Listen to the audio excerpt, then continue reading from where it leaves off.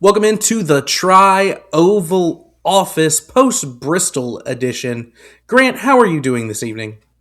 Oh, pretty good. Just got back in town from doing a little traveling. Shocker, I know. But yeah, Did it what an happen to be Chattanooga? maybe. Yeah, duty calls, but got to do what you got to do. But what an elite sports watching weekend. Got the Braves, Masters, NASCAR. It's pretty solid. I was going to say, it is one of the best weekends on the calendar I can think of for, nap season. Yeah, I mean, my just, wife would agree. I was going to say, I'm not a big Masters guy. I love the aesthetic because I'm just not a golfer. That's not my game. It's not who I am. But I can always appreciate Augusta National. Just everything to do with it is perfect. I love it. It makes me proud to be from the state of Georgia. And yeah, Bristol, I thought that this was a fantastic Bristol race, at least by modern standards here. So I'm interested to see your thoughts about it because we have really not talked about the race as much as we normally would before we do shoot one of these. So Yeah, I thought it was all right. It was tough for me because I am a big Masters guy. So I had the Masters on the TV because my wife wanted to take a nap. So we were not in the living room. She was passed out to the sound of Augusta National. I mean, to be it's an fair, elite, it's an it is elite pretty nap. fantastic to sleep to. It's fantastic. So we got back from. She's like, we got back from church, and it was like, all right. Well, we ate it, yeah. So we got back, and it was like, all right, turn it on. I'm knocking out. So I was like, all right, let's do this. So she did her thing. I had the race on my phone, Masters on the TV, kind of split screening. I think I texted. I was like, both of these screens deserve my full attention, but I can't really manage that at the moment. But I thought it was an all right race. I was kind of captivated by the end of the Masters, so I was watching both. But I thought the last few laps were when I was really dialed in between, like intermittently here and there, like during commercials or if it was kind of like whatever. I would kind of tune back in, and I was like, this is more intriguing than usual. But I don't know. I guess compared to some of the races we've had this season was, Well, it's not you even know, just that. It's modern Bristol is so hit or miss. yeah. It is Goodyear could change nothing about the tire, and the temperature could be 5 degrees cooler, and suddenly the tires don't wear, and Kyle Larson leads 400. So I thought that for modern Bristol that this was a good thing. I thought them running the short track package was fantastic. So first time they've ran the short track package at Bristol, it really just makes me think. I don't know how much horsepower we can pack into a next gen car, just without making some major changes. But like, if we could get 750 everywhere and then give us like 850 to 900 on short tracks and road courses, because if they were slipping and sliding yesterday, they couldn't. I mean, you saw championship level drivers, Christopher Bell, Chase Elliott, self spin multiple times, and they just weren't, without the downforce that they're used to with the next gen car here. It became a very difficult car to drive. So more of that, make the drivers more uncomfortable, please. It makes for better racing. And then Bristol's always been a kind of a track where one guy can just get up and run away from everybody else because it's so hard to pass. You have to move people out of the way to pass unless you just have that much better of a car. But I thought for Bristol standards, especially modern Bristol standards, this was a really good race. Before we get into it more, I do want to say we've been getting some new viewers on the channel. I'm very eternally grateful for that. So if you are enjoying the content, my NASCAR content that we make with Grant twice a week, maybe three times a week on certain special occasions, or if you like the Atlanta Braves, I've been making a lot of Braves content lately. So It's the season. please like and subscribe if you like the content because it does help out more than you know. Unless you have a YouTube channel than yourself, then you absolutely know how much it helps you in the algorithm. So thank you for everyone, and we'll keep on moving on. Yeah, I'm So really looking forward to that WNBA podcast you're starting soon. you gotta know who to bet your Lebanese pounds on. Yeah, Caitlin Clark over 3-pointers made. That's all I know about the WNBA. moving on. Oh man, I have a joke there, but I can't make it. Don't do it. Anyways, so the number one comment I've been getting about our channel is that we are not enough like legacy sports media is currently, so we have to start acting like Stephen A. Smith. Okay, so we're going to start off. Isn't that like the whole point? We're going to start off the question here with so Grant, what do you think was the more impressive feat? Humanity returning to the moon for the first time in 60 years, or Ty Gibbs managing to win his first NASCAR Cup Series race? I mean, we can send people to the moon whenever we want to. You know, Ty Gibbs can't win a race whenever he wants to. That's actually impeccable logic. I can't even argue that. That's I was like, I'm just like, I thought about that joke when we came in, and I was like, I'm going to get him on this one. And no, you got me. You flabbergasted me. There's no response to that other than, I mean, can we send Ty Gibbs to the moon? Yeah, can we? There's a Manny Pena joke in there somewhere. Yeah, Manny Pena. May he rest in peace. There right Not now, really, but no, Ty Gibbs. I think that's a good place to open. Other than the general racing product, which we kind of disagreed on in the quality of. I'd give it an out of 10. Give me a score. I would say the racing was a 7.5 out of 10. Okay, I was going to say like a 5.5, 6. Maybe I undersold how I felt about it. I think you were Masters. Like if you, I was a little distracted. Yeah, I think if it was NASCAR main screen Masters second screen, I think you would have. If you'd give Rory a couple more shots, I was about to switch it, so it was almost there. But like that run in stage 2 where Blaney is clearly, you could have played the Jaws music over Blaney's car because he was just so much faster than everybody else, including Kyle Larson winning the race. And every time they had to pit, it was just like, well, how far will Blaney fall back? And eventually, if he gets to the lead, can they keep him there? Or can he be in second where he'll just take the lead immediately anyways? So it became this kind of cat and mouse game where Larson is not as fast as Blaney, but he has better track position. And Blaney gets right up to him, and then there's a caution, and then he has to fall back 5 spots because his pit crew is actual cheeks. I don't know. I don't understand it for the life of me. I do not understand it. I thought they'd get better after the 2 weeks. Like I figured that they would have something figured out. It's got to be a mental game now. They're in their own head. You got to bring in a whole new crew. Like get everybody out of there. I mean, with this setup, I don't even know. Like, let's just look. I'm just going to try to see if I can pull them up. Just tell Roger to double the 7 teams crew's salary and tell him to swap 4 teams. That's exactly what I would do. As unfortunate as that would be for me. I don't think RFK would let them go, though. Like, they're not an aligned organization outside of... I'm just saying Roger just comes to all of them and says, we'll double your salary. That is true. I mean, just buy them out of their contract. Yeah. I mean, I'm looking... And if we're looking at 4 tire pit stops, only the ovals, your average best of your 10 stops on the season. Joey Logano and Austin Cindric, both top 10 crews, 8 and 9 respectively. And then you had to go down a ways until you get to Josh Berry, who's the 30th best crew, and then dead last, shockingly, is actually not. Ryan Blaney is actually 21st in this metric. That's how it's a bad metric. Okay, hold up. Here we go. So Josh Berry is the 12th best crew under that circumstance. They just never make mistakes, but they're not very fast.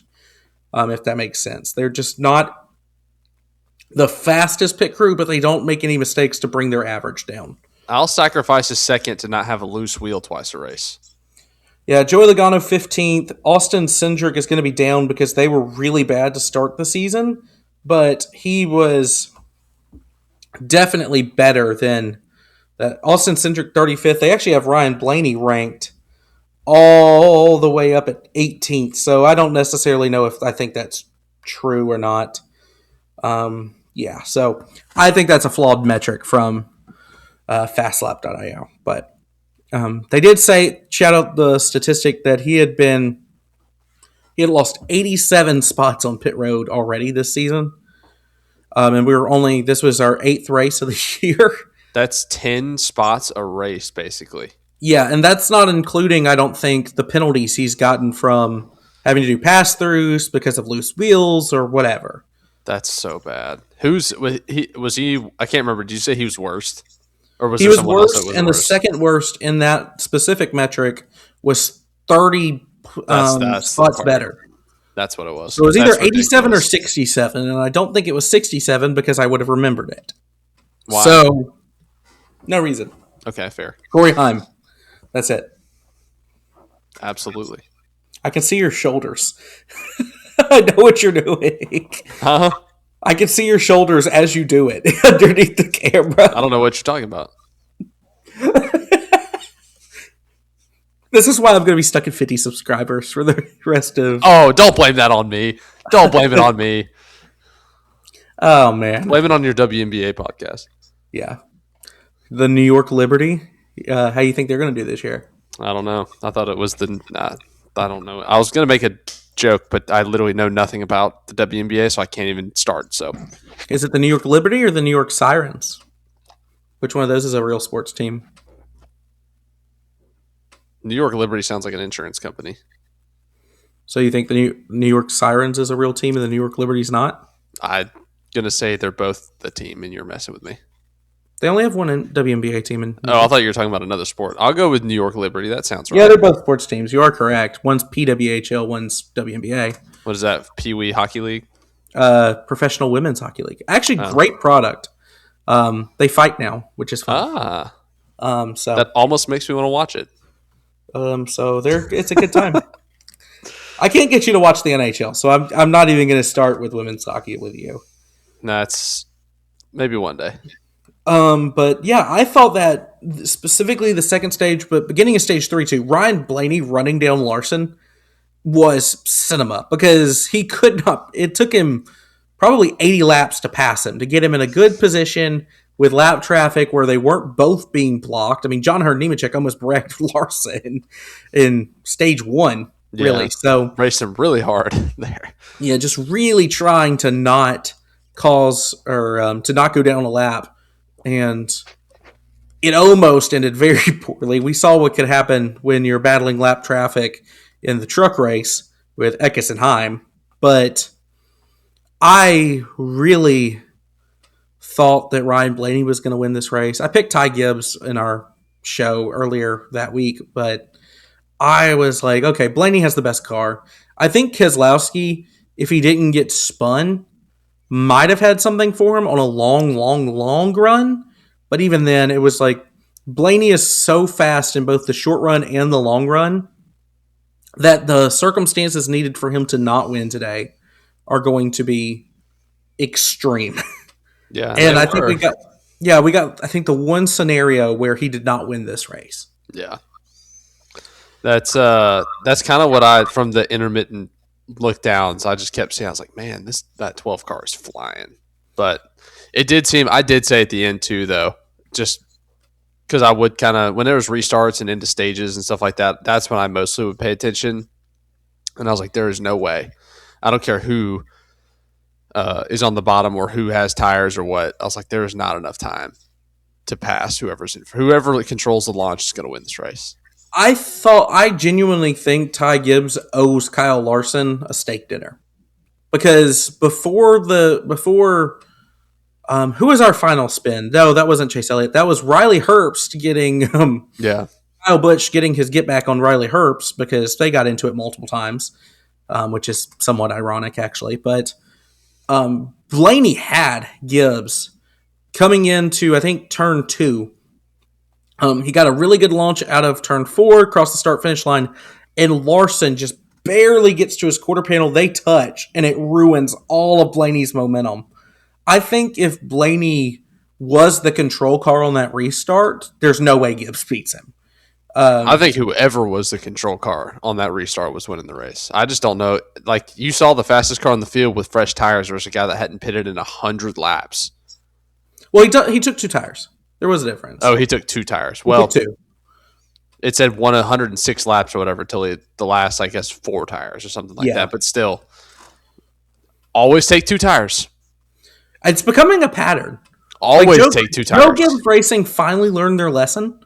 Take two, not four. Yeah, and it worked.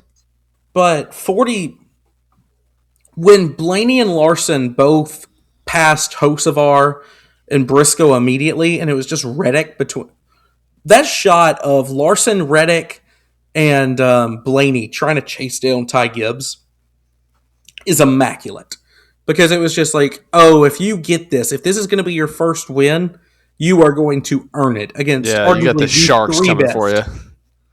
And, I mean, they eventually get past Reddick. Reddick had no business being that high up anyways today. And Larson, he got slower the more the day went on. I mean, he had a good car, but I didn't think he had the fastest car by any means. I thought him and Ty Gibbs were actually very similar. Just Kyle Larson had clean air most of the day. Yeah. And then you looked at Blaney, and if Larson's not there, Blaney wins this race. I think when 100% he gets to run his line and he chases Ty down and takes the lead before the last caution, has the control car, and dusts everyone to the line. Yeah. So I did get a little bit of deja vu when we get that restart with like 40 to go, and suddenly the 45 car is ripping around the outside and past like 8 cars at one time, and he goes all the way up to second and is door to door with Ty Gibbs. It's like, oh my goodness, how is he going to win at one of his worst tracks out of nowhere? He's not had a great day. He sped on pit road, set himself way back, and then comes back and finishes fourth. So even after all of the things. So it does show you, it really does pay to qualify well. All 5 of the top 5 finishers. Starting position for Gibbs, 5th, 1st, 8th, 2nd, and 3rd.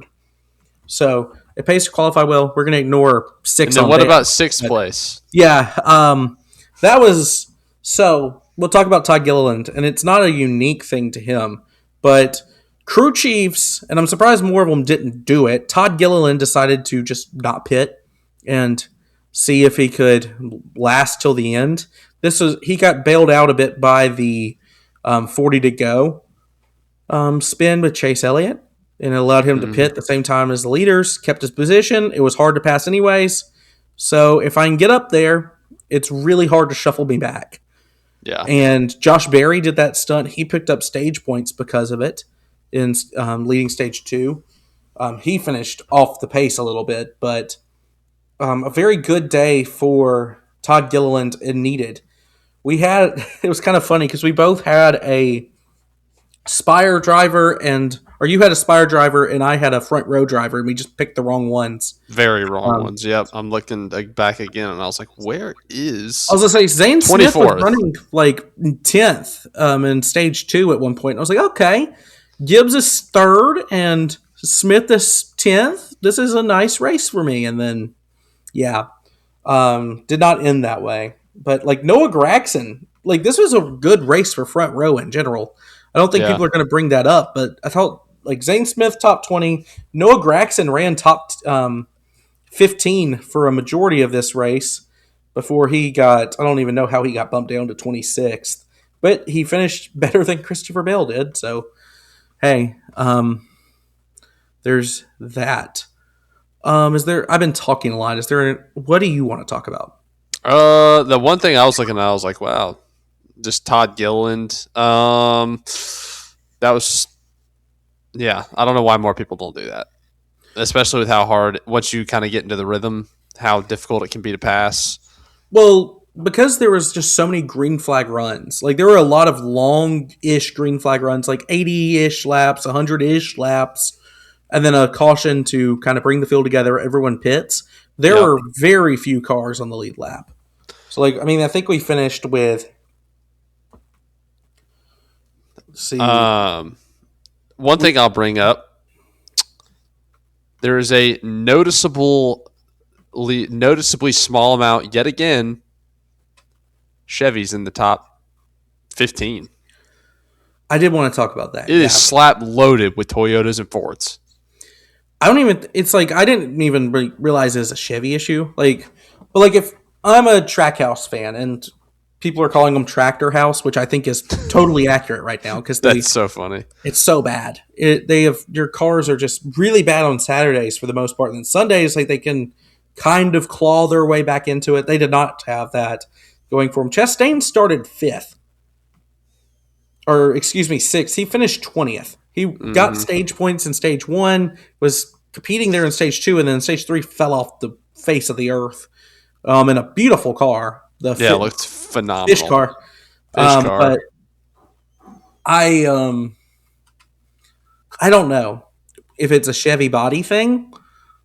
I was mostly concerned outside of Kyle Larson, who led just a crap ton of laps. Kyle Larson, it's Bristol. I mean, you kind of come to expect it.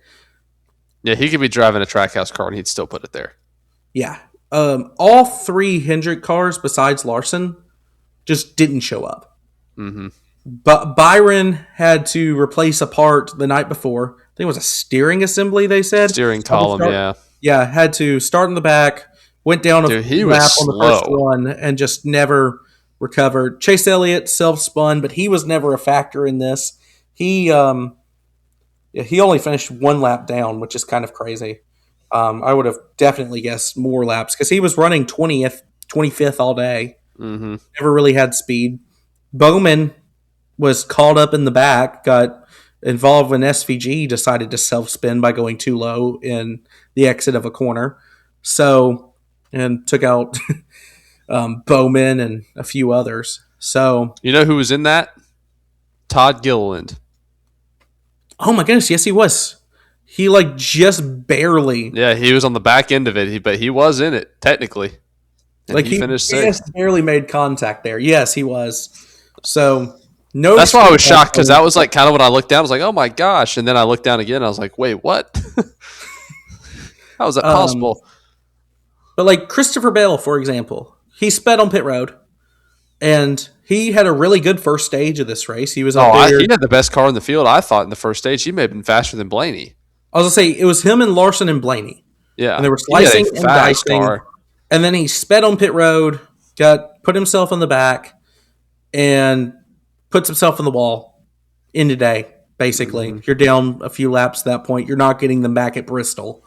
So, and then he hit the wall again later in the day, just logging laps at that point. So I think a really big missed opportunity for Christopher Bell, considering how fast his other teammates were. Like I said, Ty Gibbs won, I think, with a third place car, but he still won. And there's credit to winning when you are giving any opportunity to do so. And a couple weeks in a row, the best car has not won due to a strategy call. So it's actually the flip of what happened before, because before you could argue it was the 12 or the 5 were the best car. I wouldn't argue with you either way. I would personally say the 12, but I think the 5 dominated this race for the most part. So it is what it is. But, I mean, Gibbs ends up winning at a Hendrick car's expense. And then last week at Martinsville, it was Elliott over Hamlin. So kind of 1 for 1 there. Got him back. But Hamlin finishes 9th. Chase Briscoe with a much-needed, just solid run. He comes up 5th. Yeah, he needed that. Would you say is now only 1 point out?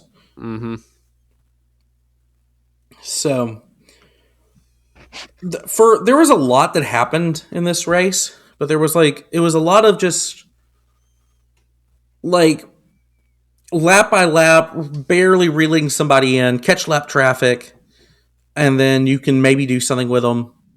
I was very interested. Blaney, as good as his car was, he got loose on corner exit multiple times, almost wrecked his car coming into lap traffic. And I would say he had the best car all day. So make the drivers uncomfortable, make them have to fight their race cars at a track like Bristol. And I mean, finally, he just got annoyed for following Larson for 100 laps and said, I'm going to move you out of the way. I'm faster. So a full old-fashioned bump and run. I really wanted to see this race go that final 45 lap segment green. Blaney had Unfortunately, it. Blaney had Gibbs if it would have kept going, and then he got real loose. I was gonna say he got really loose. I think Larson clipped him just barely in the bumper or something to cause that. But then with 8 laps to go, I was like, one of them is gonna get to his bumper in the final turn, and it's gonna be a question on if they're gonna let Gibbs have it. Yeah, So I don't think they would have. I think they would have. I think Blaney, for his credit, because we saw it in overtime, raced him very cleanly. Yeah, I don't think mean, Larson would have let him have it. I don't think Larson would have. Larson probably would have right rear hooked him into Saturn. He probably would have hooked him into Artemis 2's territory. Well, he would have just bumped him like directly into the corner apex. Oh yeah, Just right into the wall. But I think that's interesting. I want to look up a little bit at the point standings now, and I want to ask you a question. Oh, so, boy. do you have the point standings pulled up? I can pull them up right now. Okay, perfect. All right, I've got them pulled up. If I gave you, as I know you're someone who is looking always for the best odds anywhere you can get them, you're perusing them all day. While you're driving up to Chattanooga, you've got them up like this, you're driving like that. I actually don't ever look at the road. And all I do is look at betting odds all the time and bet all my money. You're just guided by the FanDuel app. Yep. Like it just guides your way. Mm-hmm. So our top 5 in the point standings, 8 races through. So with a 36 race season, we are now not quite a fifth of the way through the season, but we are more than a fourth of we're almost a third of the way through the regular season. Wait, what? I know we're not quite a fifth way through the full season, but we're almost a third of the way through the regular season. It's complicated. I did the numbers in my head, but I did them with the wrong numbers because I'm an idiot. There you go. I think we're over a fifth of the way through. Not through the. Oh yeah, you're correct. I am dumb. There we go. Yeah, we're about a fourth. I was like, wait a minute. We're not quite a. We're fourth between of a fifth through. and a fourth. We're fourth and a half fifth% on the way through. Whatever. Math is hard. Math is hard. English is hard. It's just a tough go of things. That's why we talk about racing and not advanced algebra. This is going to become an Artemis program pod soon. Yeah. If you want your astronauts to perish. So, our top 5 in points at this landmark. Tyler Reddick is in first. He's got a 62-point lead over Ryan Blaney, Denny Hamlin, Ty Gibbs, Chase Elliott. Top 5 in points. If I told you, I gave you 50-50 odds, would you take a driver from the top 5 to win the championship or the rest of the field? Ooh, I get the 45, 12, and 11, and the 9. That's 54. I mean, if the 54 keeps running the way he's been running, he's going to catch Reddick. I just don't know if he's got the experience of the clutch for the chase. Is what I'm thinking. Are you talking about regular season champion? Oh, I'm talking about champion. So basically, you're telling me I get, in my opinion, I really like the 45, 12, and the 11. Or you can give me the outside of that, basically, because I think Chase Elliott could win it, Ty Gibbs could win it, but I think the other 3 are in a different class. Or you give me the 5, 24, 20. I guess you could consider the 23 in there. It's 17, 6, maybe. 22, maybe. So 22, it is an even year, just so you're aware. That is the absolute line, unless Briscoe goes on an insanity run. I'm taking the top 5. I think if you spot... Because of the 11 and the 45. I was going to say, if you spot the Blaney, Hamlin, and Reddick that big of a points lead, I do not think Larson, with how Chevrolet is running right now, that could all change. I mean, we're so early in the season. We'll be able to catch them. Like I get three elite Toyotas and the elite Ford. Yeah. What I mean, yeah, all day. And I mean, You're telling me I get 50-50 odds? Oh yeah. So really, I probably should have just set the line at the top 4, but that wouldn't have made a difference. Yeah.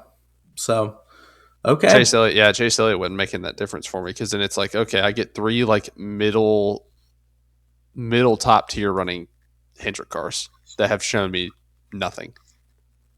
Yeah, I mean, Elliott won a race. He won a race because he had a 10th place car and they played a good strategy call. So, yeah, I would probably go with the same thing. There's something to be said for that, but I thought you were going to go the opposite direction, really. Because I was thinking top 5, but I think we're shaping up. Why did you think I would go the other way? Because I'm a homer. I think you were going to take a lot from Larson. No, I'm not really. I've been kind of off him. I just thought because of they've just not shown a ton of speed and they come right out off the bat at Bristol. I mean, he leads over 300 laps. Yeah, but that's Bristol. I mean, it's like it's like death and taxes. It's just gonna happen.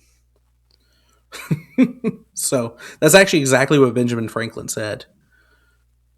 Like word for word. He was a Larson fan? Yeah. Wow. So no wonder he died so early. Pretty sure he lived like really long though. He probably did. My favorite president, Benjamin Franklin. I love him. Really the smartest man we've ever had in the Oval Office. The umpteenth president of the United States. Yes. He served on leap years only. That would be crazy. One day every 4 years, Benjamin Franklin is our president until the end of time. That's just the purge. That's all that is. He's just sitting there. They drag his corpse up and just put him in the chair. Got dark really quickly. I know it did. Do you solemnly hold his hand up? Okay, moving on. I don't think we've been at that off topic yet. That was something. That just goes to show you we're not enough like mainstream media. Yeah, we are. We are our own thing. No one will hire us ever. So, but looking at the standings, I think that Larson's shown some speed. Now, I think especially Byron as the third Hendrick car, being in 7th place feels so lucky. Yeah, seriously. He has not been really relevant at all. You haven't heard much out of him all year. Like, he's good at Daytona, Atlanta. He had a little bit going for him at Coda, but I don't really remember him being a factor at all. Yesterday, at Martinsville, just very quietly flying under the radar. If I actually pull up the championship odds, that might not be a bad play if you want to throw down something on that one. Well, I'm looking at he's only got 2 top 5s, no wins. He's led 34 laps all year, and he's got a DNF. Well, I wouldn't take him at the odds they have. They have him as the 4th really favorite. What are the odds? That's terrible. Okay, so if we're looking, there are some odds calling to me right here, though. I will tell you that. How far down is SVG? SVG is 4, 7, 10. Okay. I just want to point something out to you. Connor Zilich has better odds than Buescher, Keselowski, and Wallace. And Hocevar. What? So it's just the hype factor. It's got and Ryan Preece. Is this preseason? No, these are right now, like the odds you can get out FanDuel. Who is that stupid? Or actually, I take that back. I never want to underestimate humanity. That's like one of my principles as a person. Never underestimate the stupidity of humanity because it will always surprise you. But if you want to look at your favorites, I mean, Kyle, I was expecting Byron to be down around like 9th. I would expect it's 7th-ish. Yeah, I was like With a little bit somewhere of between name value. 7 to 10, and I was just like, okay, Byron, like maybe you get him right now, and then he Is starts to perform the Reddick way. still one? Larson, Okay. Hamlin and Reddick are tied for second best, At what, like plus? plus 600. Larson's plus 550. So it's actually the same odds as betting on the championship as betting on a regular race. Yeah, seriously. Byron, Blaney, Elliott, Bell, Briscoe, Logano. This is where I think you get some kind of insane value. Ty Gibbs at plus 3,000 That is pretty good. as your 10th best right now. Just the way he's running. Like you said, I think he'll be around by the time we get to Homestead. I don't think he'll have a chance to win a championship at Homestead. Like, I think he'll be like the first guy out of the picture by the time we get to Homestead. Yeah, like if there's 3 guys duking it out, he's chilling right there in 4th. Yeah, he's just going to ride around, finish 4th, have a good season. And yeah, but I don't know. I don't understand these odds because if you ask me to make the odds firmly right now, you'd have to put Reddick 1, even though it's probably a bad bet just because of the equipment he's in. But he has such a lead built up that I was about to say, make your odds. Give me your top 5. In order: Reddick, Blaney, Hamlin, Larson,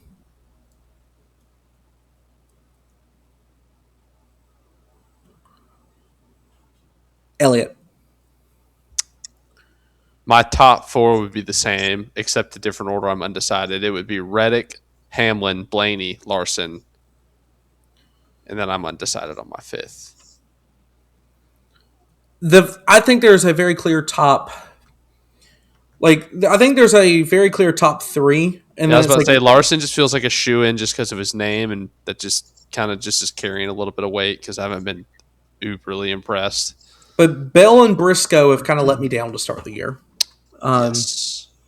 So I was like, I think I'd slot in over any of them in terms of talent over Elliott, but Chase Elliott has just consistently got the job done this year. This is the first race really where he's been bad. Yeah. So it's just weird because he's normally really good at Bristol. Yeah. So self-spin will do that to you. Doesn't hurt. Doesn't help when you're not running great. He had 2 self-spins, actually. He spun that on the last even lap worse as well. So, but like we mentioned, only 16 cars finished on the lead lap. And it was going to be worse than that, but they had the 2 late cautions. Yeah. So, interesting enough for that. I think that's about it for what we can talk about, unless you have something else you want to bring up. No, that was kind of it. Just shout out Todd Gilliland. Great finish. You know what? Expect to see you there the rest of the year, buddy. There's one person I will shout out. Just because he's had a really good, just interesting year that you wouldn't exactly think about. And I'm going to let you guess who this is based off of this. He's led 2 laps in 8 races, no poles, 1 top 10, no wins, no top 5s, but no DNFs either. His average finish is 19th. Am I guessing who this is? Yeah. Wait, say it again. So he is currently, he's raced in all 8 races to start the year. No wins, 1 top 10, no top 5s or poles, but no DNFs either. He has 2 laps led on the year, and his average finish is a top 20. SVG? I'll give you a hint. It's a Chevy. It's not SVG. 2 laps led? 2 laps led. It's a Chevy? It's not Hostvar. He's led way more laps than that. It's not SVG. It's not Suarez, is it? Mm-mm.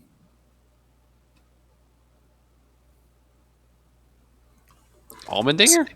Yes, it's AJ Allmendinger. Really? He's having a just really nice Where kind is he in of. the points? Oh, he's top. Well, he is 20. Say he had a 15th yesterday. He ran higher than that most of the day. Where's his Um, teammate at? Wolf, 32nd. yeah, just AJ Allmendinger, just getting it done in what might be his last full year in Cup. Heck of a driver.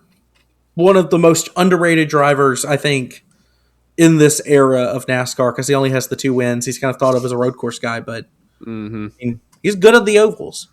Yeah. Like, shockingly so. So, I do have one more quick shout out to okay. wherever Tyler Pennell is. Pour one out for that man. Hey, well, he was having the weekend of his life, and then suddenly, so he got the shirt. McKenna doesn't often watch paint scheme reviews. I don't have social media, so I'll just watch them on her TikTok whenever I do, and I'll like screencast it to the TV because it's hilarious. And it's been a couple weeks. Usually I'll just check out the paint schemes on the website on NASCAR.com or whatever. But I was like, we'll watch it this time. And so he just goes on this 11 to 12 second rant because Ty Gibbs will never win a race. Blah, blah, blah. Just classic what he always says. And Ty Gibbs wins. She asked me after the Masters and stuff was over. She's like, who won the race? And I was like, Ty Gibbs. And she goes, that guy's going to be so mad that we watched on TikTok. She knows the lore. Yeah. So she was like, I bet he's going to be so mad. I was like, yeah, I bet he is. Well, RFK made a shirt for him. So I was about to say, he better be getting some kind of kickback on that one. So as long as he sees a little bit of the... Give that man 5%.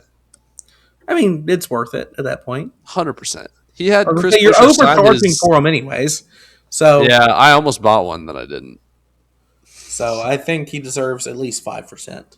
Yeah. But we'll get Jonathan a Mr. Busher shirt. It's all right. I mean, Mr. Busher, that's the best we can come up with. He would. Do you think Jonathan would wear that? Probably not. We really need to. We need to do an elaborate prank on Jonathan, silly season or something. I'm all ears. Just he doesn't watch this. I see exactly who watches. Some friend. So he's got a show and everything with me, and he loves NASCAR, and he just doesn't. We just don't talk. We talk too much about other manufacturers. We don't talk about Chevy exclusively. So we got to make him think that Kyle Larson is going off and starting a Toyota team or something. Oh my gosh, that would be so funny. I'm down. It's like the the series finale of Ted, the TV show, which very funny if you have not given it a watch. But they have to convince the father, who just had a heart attack, who cannot get stressed out, that the OJ verdict went the opposite way for 3 weeks or a month. Wait, what show is this? It's Ted. Teddy bear. That it's such a good show. It's one of the best comedies I've watched in years. That's so good. But we got to do that to Jonathan. I think we could get a kick out of it. That would be good. So, but I will, I guess, take us out now, and at 43 minutes on the clock. Thank y'all for sticking around this long if you did. And like I mentioned before, it really helps out the channel if you like and subscribe. We're bringing out content at least twice a week on this show whenever whenever the Cup Series is actually racing. And a lot of other stuff coming up. So you got the Braves. We'll have some college football content, some NFL content, maybe even, dare I say, later up in the year once the season opens. I'm a very busy person to be doing all this. But it's a good time, and I really appreciate anyone who actually, watches and subscribes and tells me what they think down below. So it does help. So Grant, thank you for being here. Seriously. And y'all been watching the Tri Oval Office.